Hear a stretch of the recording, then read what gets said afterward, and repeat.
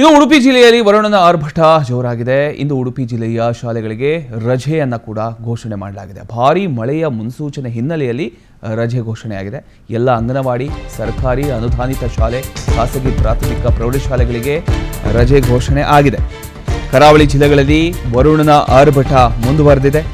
ಉಡುಪಿ ಜಿಲ್ಲೆಯಲ್ಲಿ ಮಳೆರಾಯ ತನ್ನ ಅಬ್ಬರವನ್ನ ಮತ್ತಷ್ಟು ಹೆಚ್ಚಿದ್ದಾನೆ. ಕಳೆದ ಕೆಲವು ದಿನಗಳಿಂದ ನಿರಂತರವಾಗಿ ಸುರಿಯುತ್ತಿರತಕ್ಕಂಥ ಒಂದು ಭಾರೀ ಮಳೆಯ ನಡುವೆ ಇವತ್ತು ಕೂಡ ಅತಿ ಭಾರೀ ಮಳೆಯ ಮುನ್ಸೂಚನೆ ಇರತಕ್ಕಂಥ ಹಿನ್ನೆಲೆಯಲ್ಲಿ ಜಿಲ್ಲಾಡಳಿತ ಮುಂಜಾಗ್ರತಾ ಕ್ರಮವನ್ನು ಕೈಗೊಂಡಿದೆ.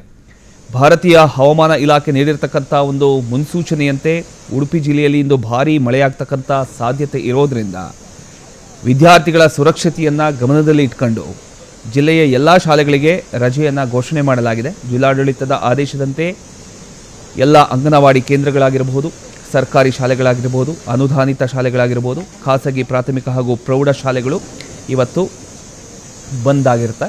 ಅಂದರೆ ರಜೆಯನ್ನು ಘೋಷಣೆ ಮಾಡಲಾಗಿದೆ. ಶಾಲಾ ವಾಹನಗಳ ಸಂಚಾರ ಹಾಗೂ ಮಕ್ಕಳ ಓಡಾಟದಲ್ಲಿ ಯಾವುದೇ ಒಂದು ಅಪಾಯ ಉಂಟಾಗಬಾರ್ದು ಅನ್ನೋ ದೃಷ್ಟಿಯಲ್ಲಿ ಈ ಮುನ್ನೆಚ್ಚರಿಕೆ ಕ್ರಮ ಕೈಗೊಳ್ಳಲಾಗಿದೆ.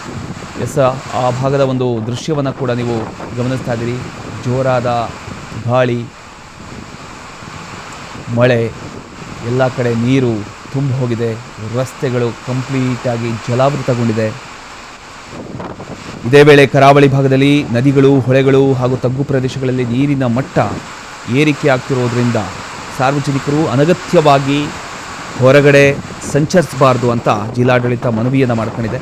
ಗುಡ್ಡಗಾಡು ಪ್ರದೇಶಗಳು ಹಾಗೂ ನೀರು ನಿಲ್ತಕ್ಕಂಥ ಪ್ರದೇಶಗಳಲ್ಲಿ ಯಾರ್ಯಾರು ವಾಸ ಮಾಡ್ತಾ ಇದ್ದಾರೋ ಅವರೆಲ್ಲರೂ ಕೂಡ ಹೆಚ್ಚಿನ ಎಚ್ಚರಿಕೆಯನ್ನು ವಹಿಸಬೇಕು ಅಂತ ಕೂಡ ಜಿಲ್ಲಾಡಳಿತ ಸೂಚನೆಯನ್ನು ಕೊಟ್ಟಿದೆ.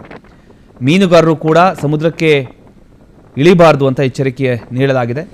ತುರ್ತು ಪರಿಸ್ಥಿತಿ ಎದುರಾದರೆ ಕೂಡಲೇ ಸ್ಥಳೀಯ ಆಡಳಿತ ಹಾಗೂ ಅಥವಾ ವಿಪತ್ತು ನಿರ್ವಹಣಾ ತಂಡವನ್ನು ಸಂಪರ್ಕಿಸಬೇಕು ಅನ್ನುವಂಥ ಒಂದು ಸೂಚನೆಯನ್ನು ಕೂಡ ಜಿಲ್ಲಾಡಳಿತ ಕೊಟ್ಟಿದೆ.